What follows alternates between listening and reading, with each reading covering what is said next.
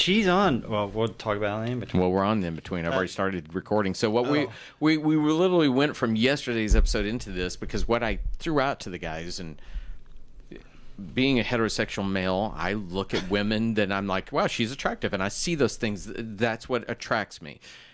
And what I mentioned to the guys was that for me, there are two actresses that I think of in the same regard, and that is Emilia Clarke and Tatiana Maslany. As women that I can look at and go, they're very cute, they're very attractive. But what I want more than anything is to hang out and drink a beer with them because they look like, I mean, when you watch Emilia Clarke in her interviews that are away from her acting, she is the funniest, most charming person. You think if I slammed a couple of beers back with you, we'd be screaming. And I think Tatiana Maslany in She-Hulk, while I've not been the biggest fan of the show, I like it. It's okay.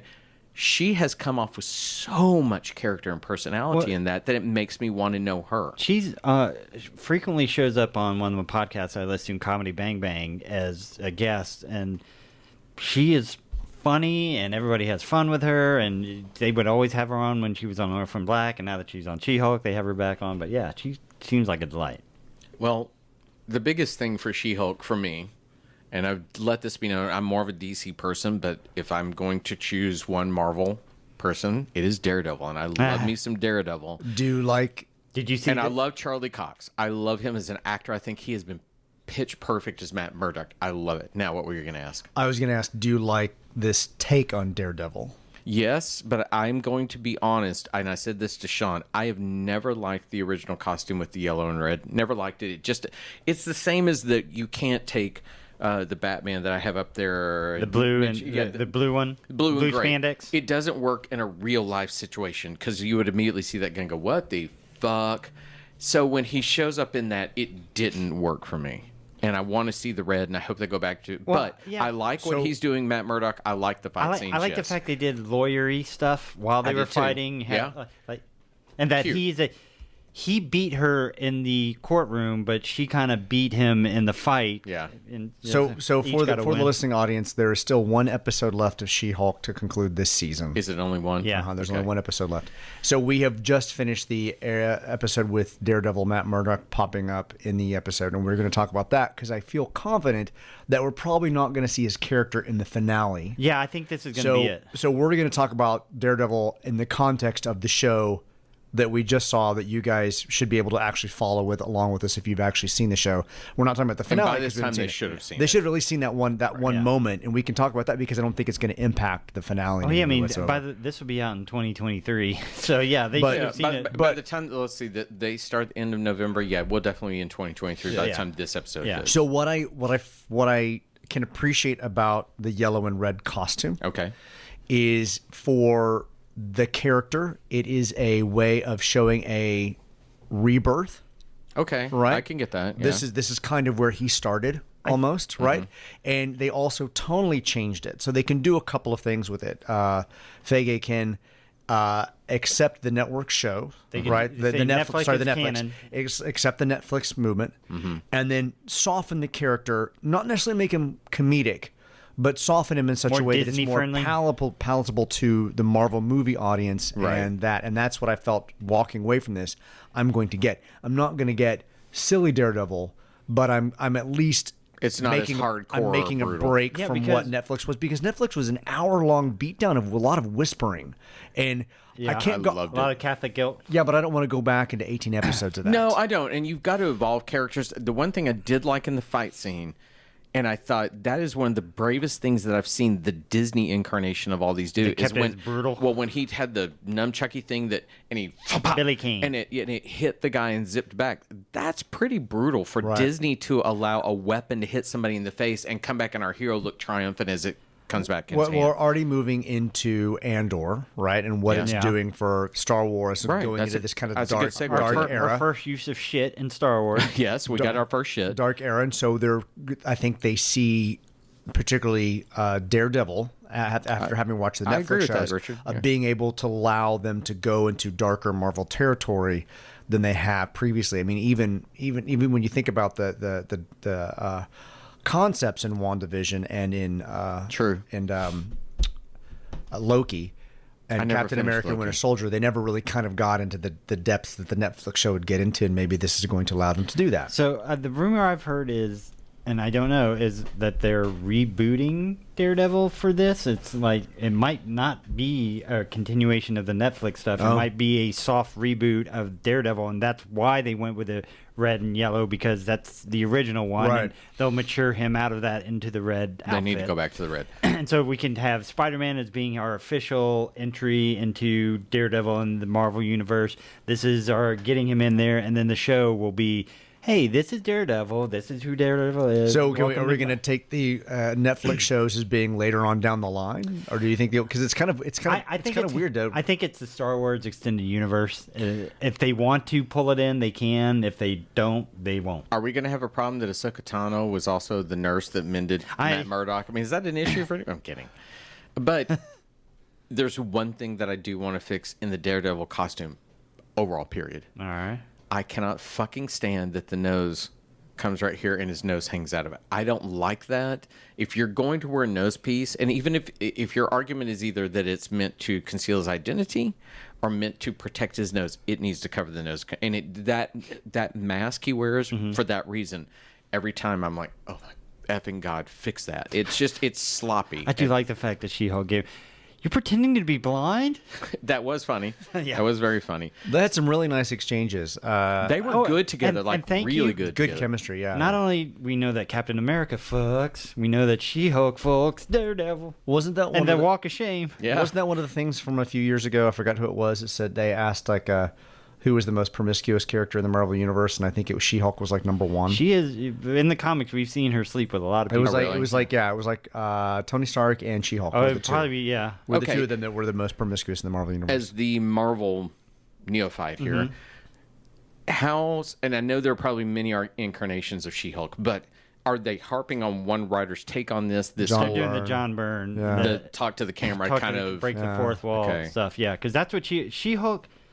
Not that she knew she was in a comic book, but she would often do things where literally she would turn the page of the comic book. Like, Oh, let's that's get to the cute. next So page. I and would stuff. need to go back and watch this because I did not pick up on it. But one of my customers said that while they were in the bar, Ally McBeal is playing in the background as a reference to fourth wall breaking. No, But that's that was, cute. That was kind That's of a cute. nod I didn't to catch it, that either. which So is what- great. What will be funny is when we have Deadpool 3 with Wolverine in it, are we going to have a little She-Hulk cameo so she can come in and they can argue over who broke the fourth wall first? Because he breaks it in the comic books, he did it in the movies, but I did in the TV show, but I did in my comic first, and get a whole little fight with that.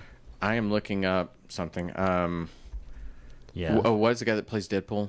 Ryan Reynolds. Thank Ryan you. Reynolds. Yeah. Do you Did- mean Free Guy? The I am too charming and funny for my own good.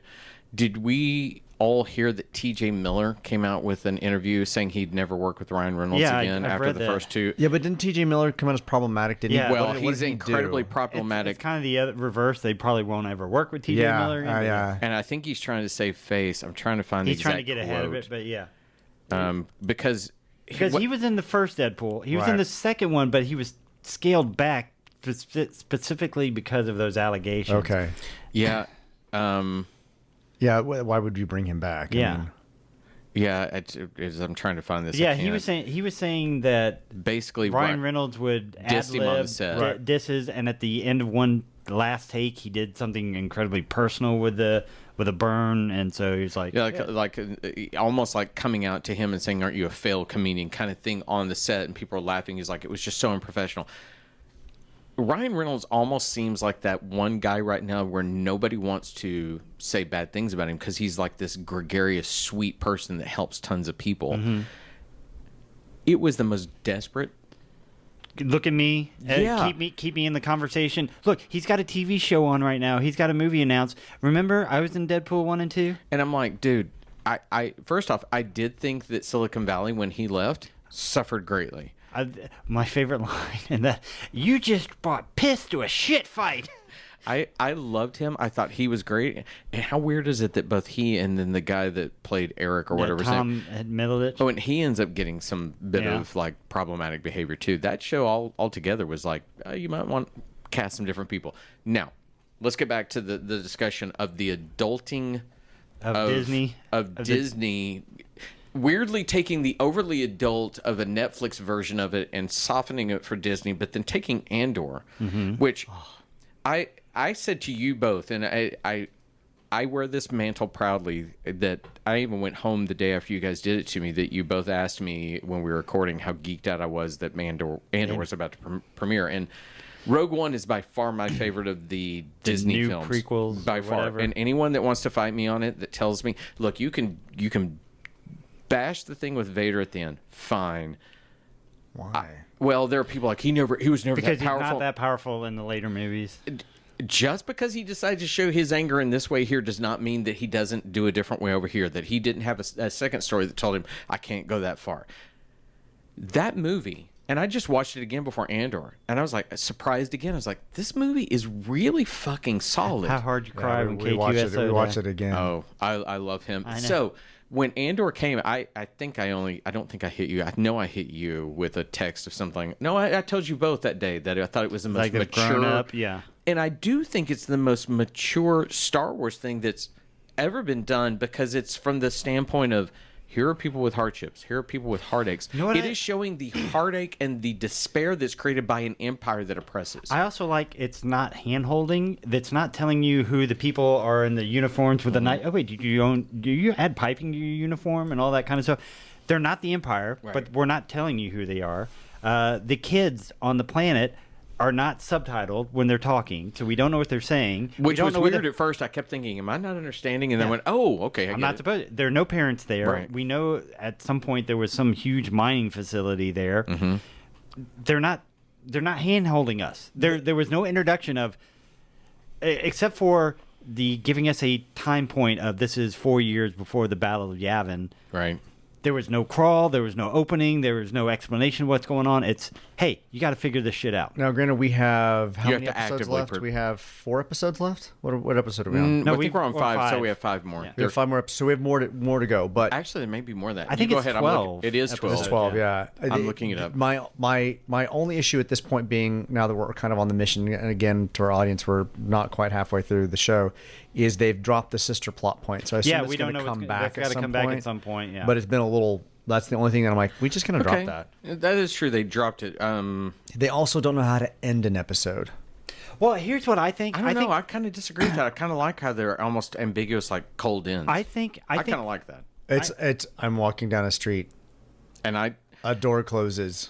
well, Like literally, there's you said how good the first 3 episodes were, and we watched them, and we would get to the end and be like, do you want to watch another one? No, I'll watch it tomorrow night.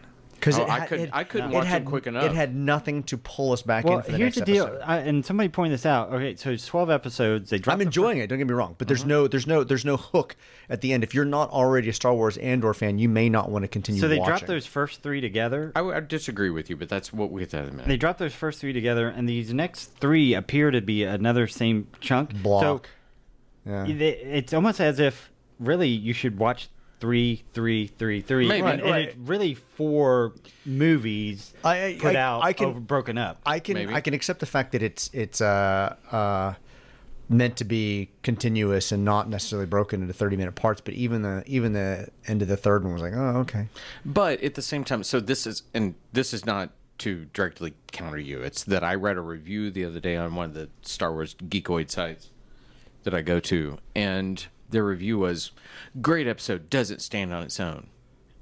I have such a problem with internet reviewers reviewing things like this on an episodic basis. Correct, Because it's like taking the chapter of a book. Sometimes chapters of a book are Are meant to supposed to take be a little here it bit. is, and here's a little bit that's going to tell me about the world, and that's all it's meant to be.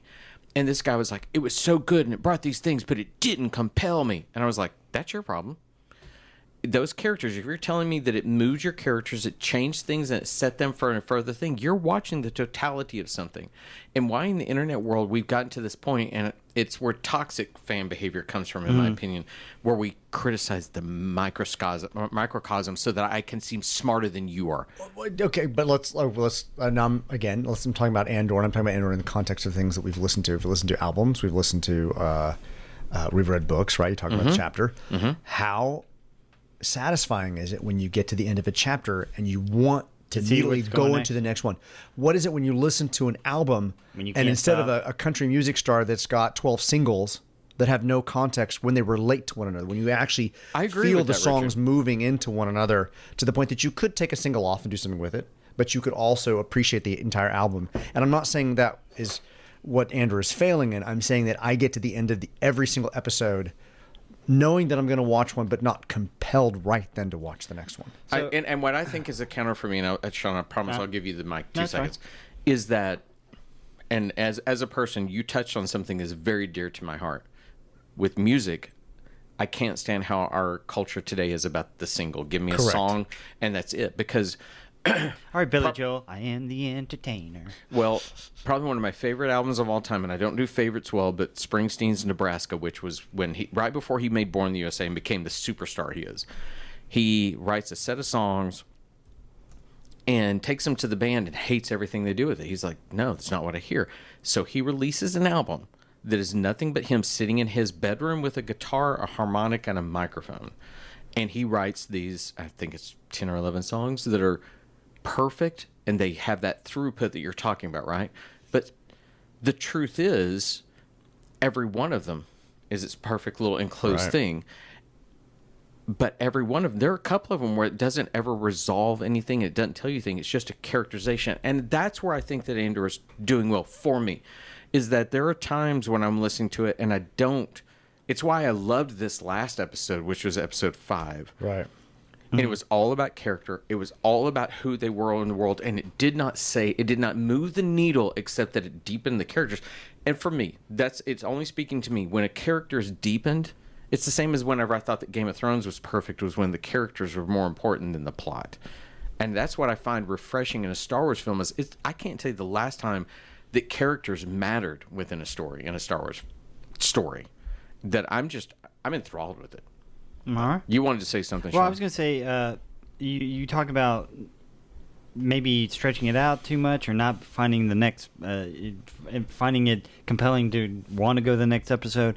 They were going to be creating a Marvel show, Armor Wars, which is... Armor Wars? Armor Wars. In the comics, it was Tony Stark finds out that his technology has been stolen by other people, and they're making suits too, and so he goes back to get his technology back. Obviously, Tony Stark's dead. So it's instead... What? Wait. I know. What? Spoilers from 5 years ago or whatever. So in this case, it's going to be Rhodey trying to get the technology back, I guess. And so it's going to be a Disney show.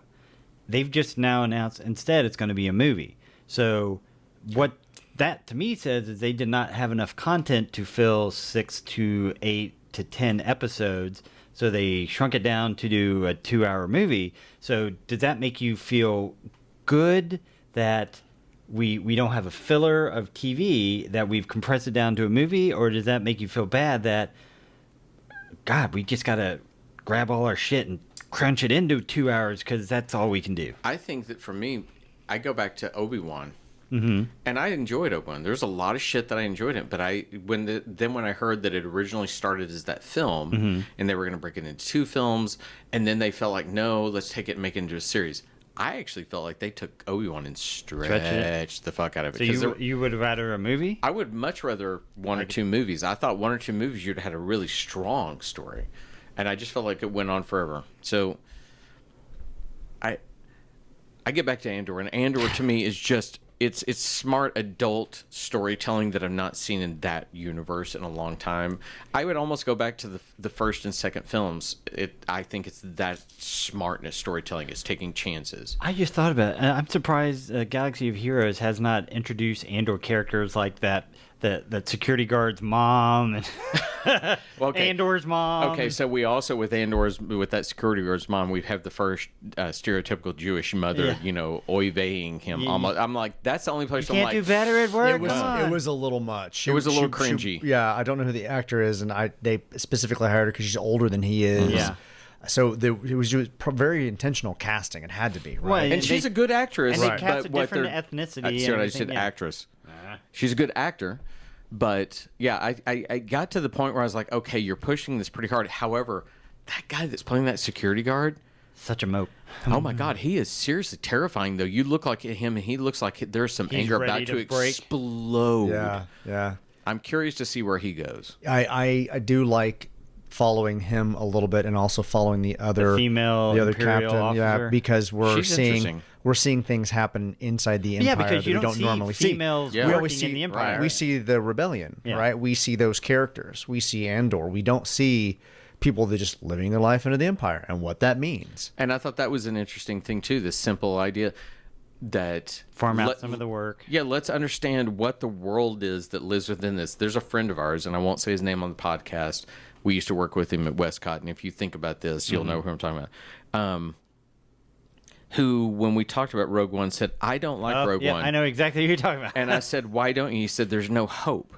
And a very good mutual talking friend, about? a very good mutual friend of ours, Brian Enright, was in on this conversation, and he looked at that friend and said, They win at the end. and he said, actually, the unnamed person said, but they all die.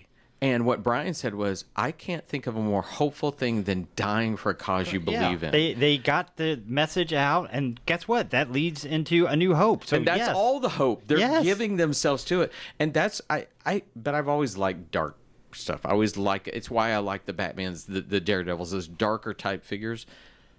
And I look at Andor and I think these are people that are fighting to live within that system. Mm-hmm. Luke is the hope. Luke is the dream. Luke is the overly operatic hero that doesn't The exist hero's in the journey, yeah. Yeah, and it is exactly that. Let's see Andor, and let's see these people that are fighting for it since they're children. I love it. All right. Is that it? That's it.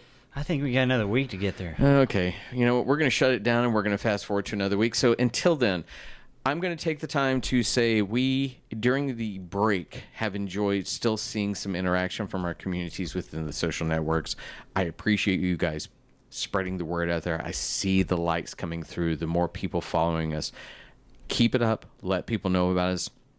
That's why we do this. We don't do it simply to talk to ourselves. We get to talk to ourselves all the time. And the fact that we get to talk to ourselves with each other in the room is a niceness, but we love having you guys out there. So please continue that journey. Let them know about us. There's Facebook, there's Instagram, there's Twitter, and of course, tell everyone how to find it on their favorite streaming service so that they can join in the community as well. With all of that said, everyone have a great weekend, and we'll see you next week. Bye. Bye, everybody.